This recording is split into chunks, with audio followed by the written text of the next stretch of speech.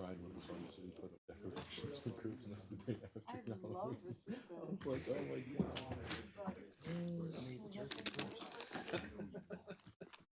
Now you don't want the guys to be out there in 20-degree weather trying to put up decorations either, so I understand why they do it, but all the same. It's got to be up for the tree lighting. Yeah, if this was done. We can go ahead. Yeah, and we can go ahead because I don't know what it's gonna do. 5, 4, 3, 2. Call the city council special meeting to order. Clerk, please call the roll. Councilman Lamore, Here. Felder, Here? Whitman, Angeli, Vining, Germaini, Mayor Clark. Looking at Mr. Pastu, we have a special meeting for closed executive session. Yes, Your Honor. We would ask that you go into closed session regarding our DTE case, and that would be up on the third floor. Thank you. Your Honor, I recommend that we go into closed session regarding an update regarding DTE pending litigation. I will second. Motion by Councilman Lamore, supported by Councilwoman Germaini, to go into closed executive session for the reasons stated. Clerk, please call the roll. Councilperson Lamore, Yes. Felder, Yes. Whitman, Angeli, Yes. Vining, Germaini, Mayor Clark. Yes.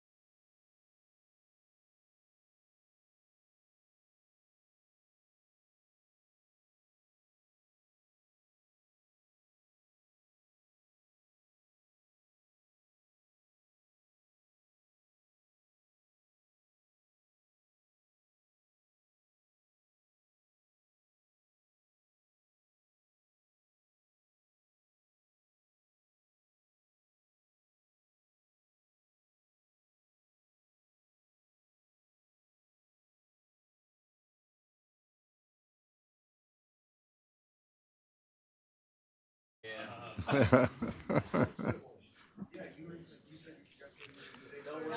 all right, my fellow U of M and I was talking about my trip to the Rose Bowl, you know, I know there's probably a fading memory of a lot of U of M people. Two more.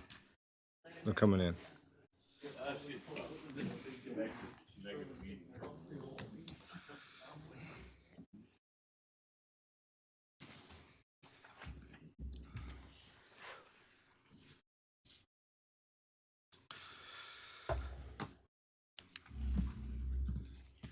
Michelle?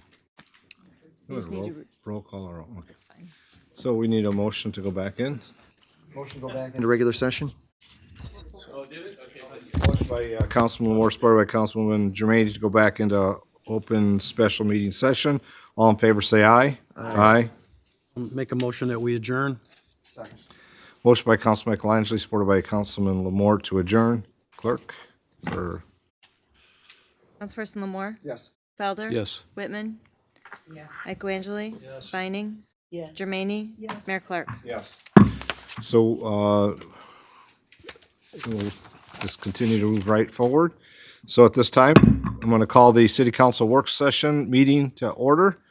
Clerk, please call the roll. Councilperson Lamore? Yes. Felder? Here. Here. Sorry. Here. Here. Here. Mayor Clark? Here. So we have an item on the work session. Mr. Pestu, any introduction? I know that Mr. Cochran's here to speak to this item. Thank you, Your Honor. Mr. Crocker will come up here. We kind of wanted to go through a series of items that we have to address in part of the redevelopment of the Lazy Boy site. A lot of it's triggered by the demolition that we're planning to take place the 1st of April, thereabouts. So when Mark goes through it, we'll identify a series of tasks, some deadlines that we have out there. It's moving quick. And at the end, let's have a discussion about how we can spend some review time with the city council, whether it's a special meeting and or individual meeting, particularly as we go through the development plan that's, I think, near completion, and also the brownfield plan that will be accompanying it as well. So, Mark, I'll let you run through some of this, and certainly on the back end, we'll talk a little bit more about the process with council. Thanks. So the outline that I'm going to lay out tonight really lays out the next 5 steps, key critical steps that we have now that we're the proud owners of the former Lazy Boy headquarters site. First and foremost, with the plan to actually bring the structure down and remediate the property to pave the way for the infrastructure installation and also the development that's scheduled to occur. So some of them overlap, some of them are contingent upon one step happening before the other, so I'm going to do my best to try and separate it out and discuss it. But the first thing that we have to do is the brownfield plan. Last week, we met with the Brownfield Redevelopment Authority to go over the draft brownfield plan that's been provided by AKT Peerless, which really lays out the eligible brownfield activities that will occur on the site. If you'll recall, we got about $1.2 million in financing from the Environmental Protection Agency and the Downriver Community Conference to clean the site up. What we had to do was lay out all the steps and get EPA eligibility. I will say I think it was the fastest that the federal government has ever moved because we closed on ownership of the site Thursday. AKT Peerless submitted the eligibility request on Friday morning. Monday was a holiday, and first thing Tuesday morning we had the determination from the EPA. So moved very quickly, which allows us to move forward with finalizing the brownfield plan. And so what the BRA approved last week was to schedule a special meeting on December 5th, which will actually move their meeting, not a special meeting, for them to actually finish reviewing the brownfield plan and provide an approval and a recommendation to City Council. At the December 16th meeting, we're going to request City Council establish or set a public hearing for the brownfield plan to approve it at the first meeting in January.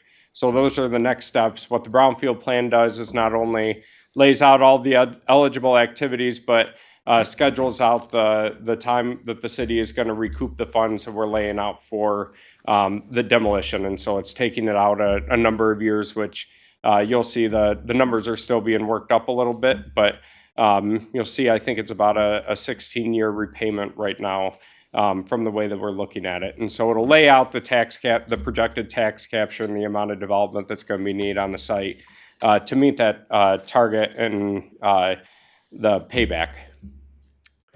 So the next item is to actually complete the environmental remediation and the demolition bid contract. And so AKT Peerless has submitted a proposal to develop the bid specs, which looks at all the eligible activities, puts them together in a package, along with the city's standard demolition specifications that Patrick Lewis sent along to them last week. And so as they tonight, as part on the council agenda, is to review that proposal so that they can start putting that bid package together. It's our hope to go out to bid with that the first week in January, and so they'll be working over the next month or so to get those bid specs together to send out, award that contract in February, and then have the remediation and the demolition start as early in spring as possible when the weather breaks, and hope to have the demolition done by June 30th. And the reason for that is with the infrastructure installation and the planned redevelopment, the developers had conversations with some possible tenants. We're working on finalizing the development agreement, but once we finalize the development agreement, they'll be able to sign the contracts with potential new tenants or businesses for that site. And they've all expressed interest in having construction done by the end of next year on their facilities. And so us having the demolition done and starting the infrastructure as soon as possible is really what's driving having secured tenants for the developers. So the phase one infrastructure design and construction tonight on the council agenda is approving an agreement with Manick & Smith for them to develop the bid specs. And I know we'll go through that a little bit later, but developing for phase one infrastructure. So we've talked all along that the site's designed to be developed in phases, with phase one starting next year. And so Manick & Smith put together a proposal to install the infrastructure in that first phase. As soon as demolition is complete, we would hope to have the infrastructure going in. And so again, kind of following the same timeline, having the infrastructure installation bid released in February, early February next year, and hoping to award that contract in March so that they can get to work first thing in July once the demolition's done, and have the construction on the installation complete in September. That's not to say that because the first phase of development is going to be along Telegraph Road, that some of the development and the construction of the businesses can't start at the same time. We're kind of working through that so that the construction can hopefully coincide as we look to extend holiday through, and also have some redevelopment happening along the Telegraph Road frontage. Next step, number 4, is the PUD rezoning. And so we've been working with Jeff Green in the planning department. We're going to be working on the draft PUD ordinance so that the planning commission can consider that at their December meeting, set the public hearing, and then have a recommendation to city council for that rezoning in January or February of early 2020. So moving ahead with the rezoning. And then also, finally, the final step is the financing piece of it. So I mentioned that we've got the EPA eligibility determination back already, which was really the key step before we can sign the loan with the EPA and the Downriver Community Conference. And so having the brownfield plan and the eligibility is the 2 boxes that we have to check for the loan documents. And so we'll be hopefully putting those together and have that agreement before city council in December. There is some public comment period that's required as part of that. We don't have to do it before the loan is signed. We just have to show that we do it and guarantee that we'll do it as part of the loan. Also have SHPO determination, the Historic Preservation Office at the state of Michigan, and then execute the loan again in December so that activities can occur as early in next year as possible. And then also lining up, because the city is fronting the money for the demolition to be repaid back through brownfield bonds. We've had discussion with brownfield or bond council in the past couple of weeks about the timing. And so that would likely happen in March or April when the demolition is near completion. We know what the final costs are to be reimbursed to the city from the bond proceeds. I know I went through that quick, but 5 key steps that we have to try and achieve pretty rapidly starting early in the new year. So part of the exercise in this, for a couple of meetings, Mr. Cochran, Mr. Buds, Patrick Lewis, Ed Sell, myself, and Jeff Green, we mapped all this out so all these pieces can fall together in an order that makes sense to achieve, what we were looking for, which is the demolition to start in April and have it completed by June and allow for the infrastructure to be constructed in July, as well as concurrently the development of the site for the developer and their prospective tenant. So all of this kind of came together fairly quickly. I mean, it's a tight schedule, but doable as long as we stay, on task. We can get there, through this. So,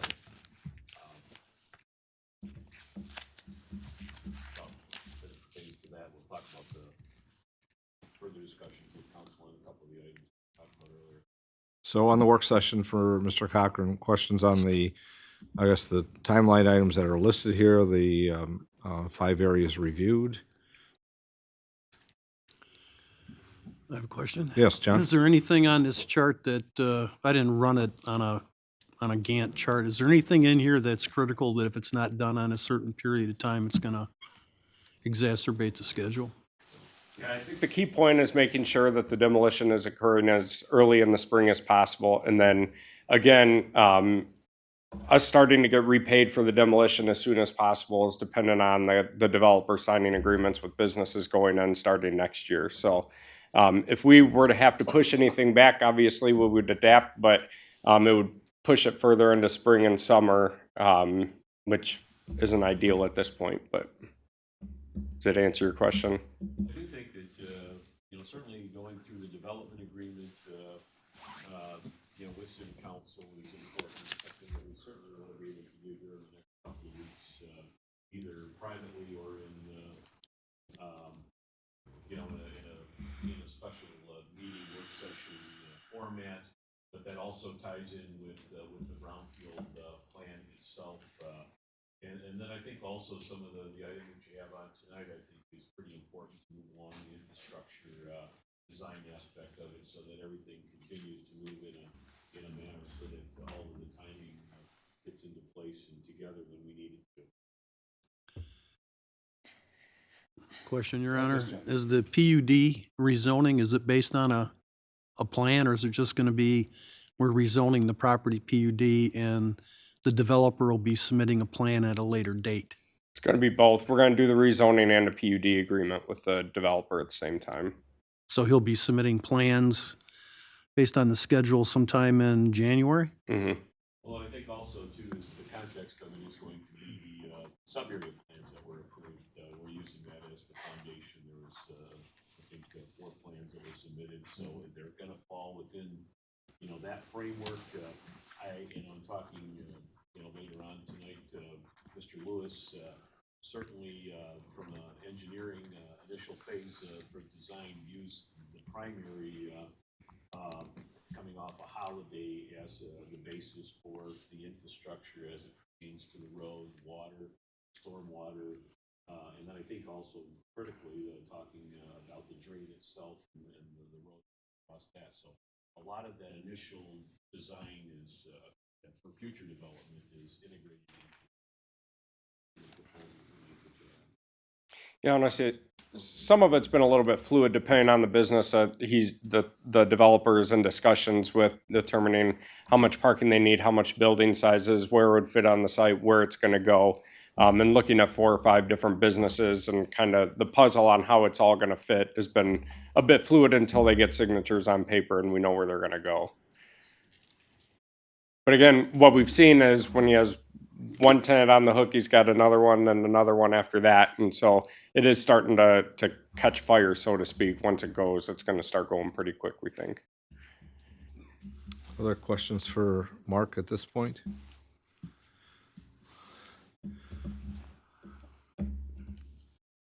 I want to make sure I answered your question, though. I mean, the core basis for the PUD is revolving around the sub-area elements and the concept plans that you have. There's going to be variations within those, but essentially that the core plan is the concept plans are really driving a lot of what the infrastructure development will be especially in the first phase of it, so. Andrew? This plan, of course, by the developer is only to build the infrastructure and put up the structures that private businesses would then move into. Are we engaged at all in the economic development process of actually filling those businesses with tenants? So he's not building spec buildings. He's got actual tenants that are going to be building their own building and occupying them. Oh, so the process will be done by the time the buildings are up? Mm-hmm. Okay, Yeah. cool. Thank you. Mm-hmm. Is there anything that would deter the demolition in a timely manner?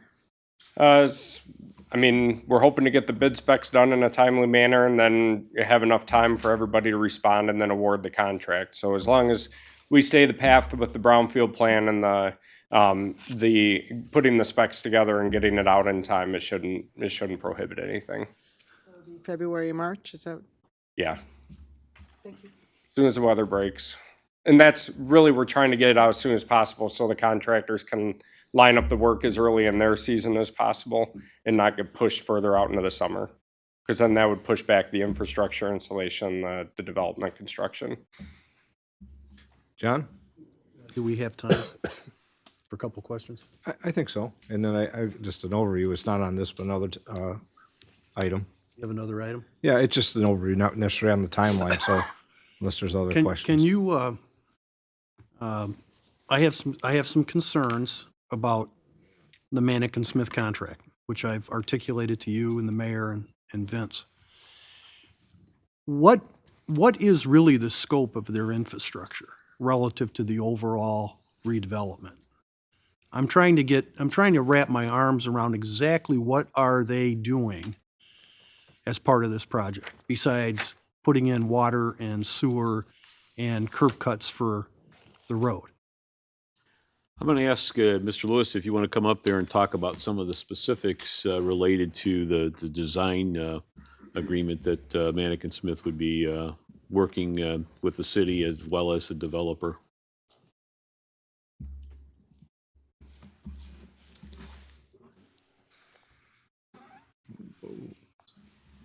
Yep, I get it. Zoom and move. Yep, you got it.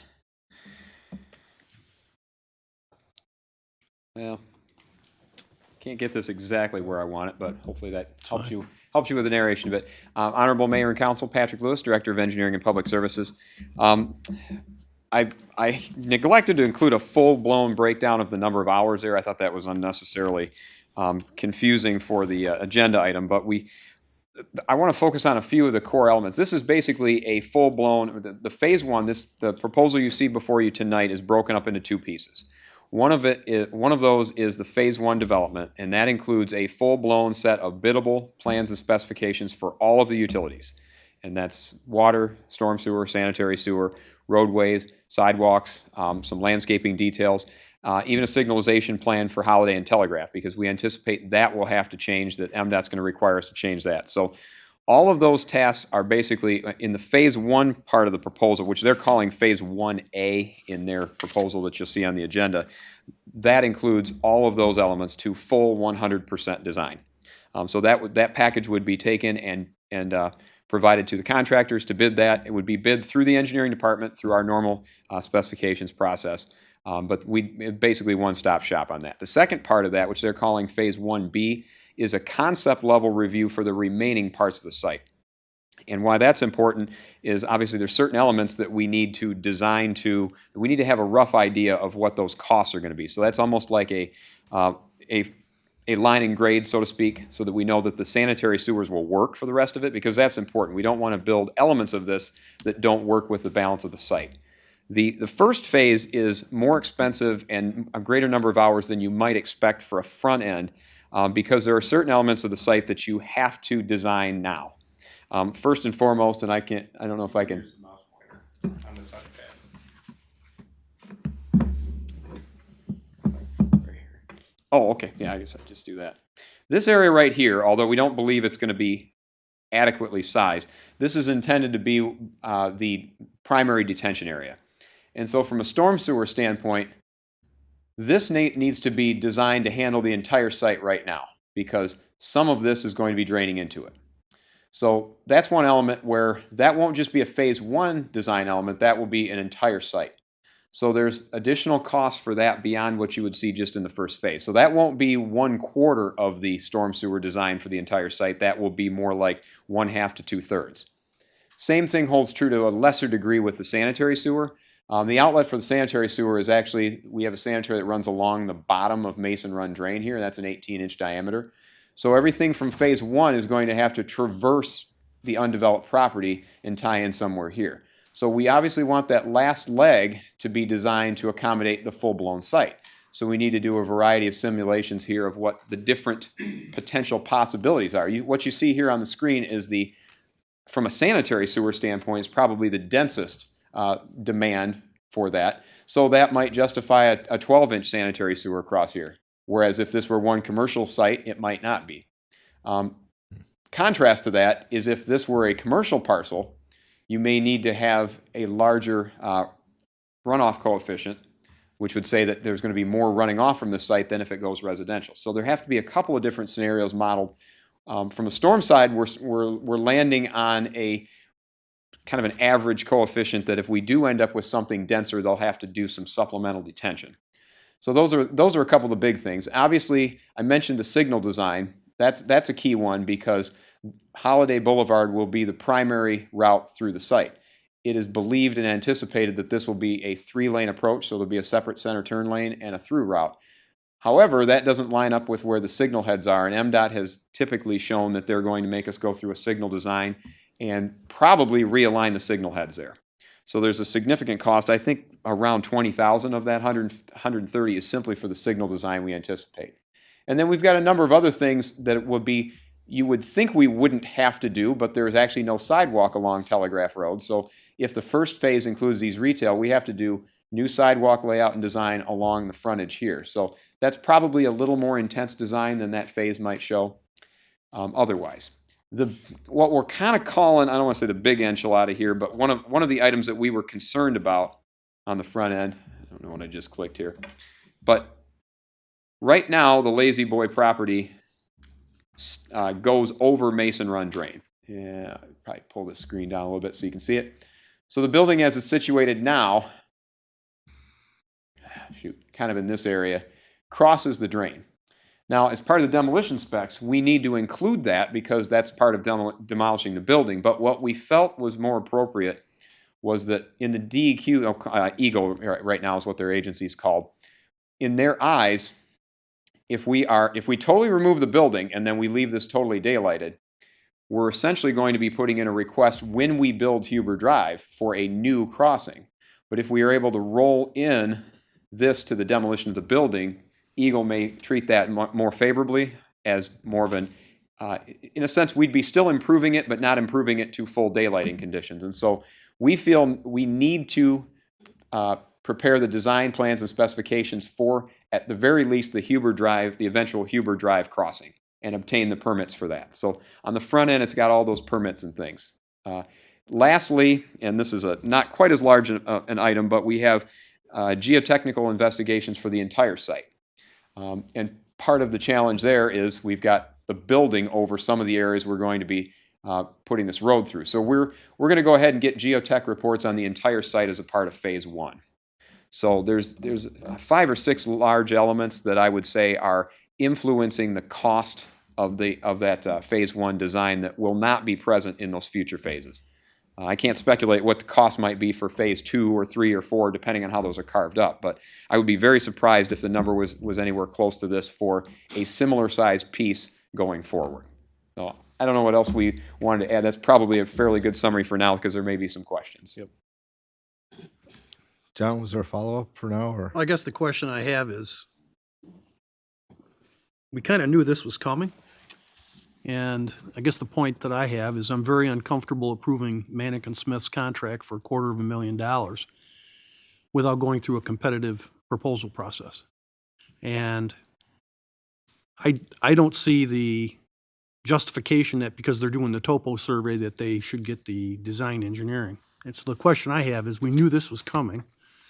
Why didn't we go through a competitive proposal process and scope all this out and get proposals from 2 or 3 firms to make sure that we were getting the best price, one, and the best qualified firm that deals with things like daylighting, new urbanism concepts, streetscaping, all the different components that are going to go into this that should make this a very unique place. That's my concern. I will probably defer most of those to the city manager, just from the standpoint of this, obviously we're working within a broader team here. This wasn't a decision arrived at by the engineering department alone. It was in a broader context. But I will tell you, the topo survey itself didn't drive the infrastructure. In fact, we had intended for that to occur at the same time. We got the topo survey going 2 weeks ago because we were able to do that, whereas the phase one infrastructure design was still being massaged a bit by the developer's wishes. And that's been part of the challenge here is we are partly operating on the developer's timeline. We weren't even able to provide any firm, even this level of detail until about 3 weeks ago to start developing a proposal. So there was a certain amount of time criticality there, but the topo survey is not driving the infrastructure design. I can tell you that. I don't know. Yeah, Mr. let me, Pastor, if I you can wanna just, take the rest of it, Patrick but- hit on some of the elements of it, but clearly the firm was involved with the, working with MKSK with elements of, the sub-area plan for the site, in particular the traffic analysis that went along with that. They certainly were involved with not only the sub-area plan, the corridor plan, but also even some work that they had done even on Stewart Road and Telegraph related to Lazy Boy's headquarters that was completed 5 years ago.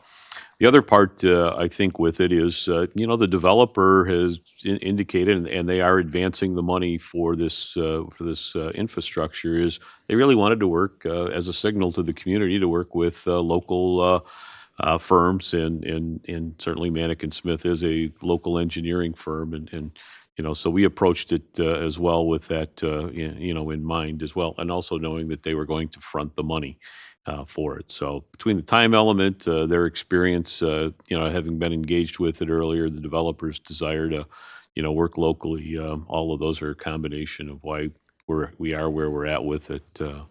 With that. And I don't disagree. I mean, in some ways, council member, in a general sense, project of this magnitude, we probably would obviously want to bid that out.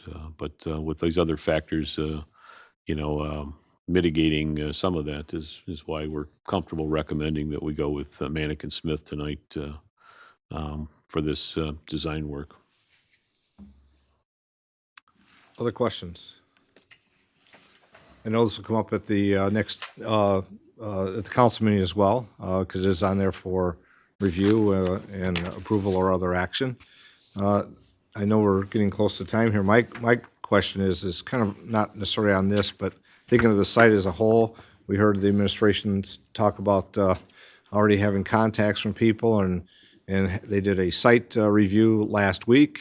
So I think about the site safety and security. I know that there's internally, and for council, we'll probably get some information on that regarding a site security plan for that as well. Because you drive by and there's, the truck that's there, whose is it? And there's a semi-truck, and we understand those things are gonna happen, but how do we make sure we maintain the facility, because we wanna make sure we go through the process correctly. So I'm just mentioning that because I know there's already been conversation and visits by the administration, so we, in time, what that might be in relation to our other departments and support of that as well. Mark, looks like he's got something he wants to say already. Sure, that'd be great. We have a couple minutes. So last week after we got the keys, we took the engaged city departments around. We actually visited the site with the environmental consultant, got the keys to the building, did an entire walk of the entire site. Mac was there, Rob, Chief White was there, or Chief McCormick, Chief White was there, myself, Patrick Lewis, Dave Tubbs, Bill Walters from DPS, and we identified some possibly soft spots where folks may be able to get into the building. I'll say Lazy Boy did do a pretty good job of securing all the doors and welding them shut, except for one that we have the key to. And I know Chief McCormick talked about the police officers started patrol of the site that night and driving through regularly and making sure we're keeping an eye on it and boarding up and securing any soft spots where folks may be able to cause some trouble there. So. Obviously, we hope there's not a need for a response from any of the personnel, but if there is, the information there is important for all of them to have as well, because where it might be accessible or not accessible, or if you're in, you can't get out, those type of things. And I think that's good to see the administration and the departments are meeting on this, and it seems like it could come very quickly that we get to that, and other reasons, people seem to be, who might just wander by, so. Well, and all the more reason for it to come down as soon as possible too, because it is a nuisance at this point, so. Yeah, I think the messaging that we make here tonight, as well as continue to the public as they think about that, because I know many get inquiries, council does as well, that is a secure site, and these are things that have been in place. The more you also message that, maybe the less likely somebody may show up too, so. Unless there's other questions for this part. Thanks, Mark.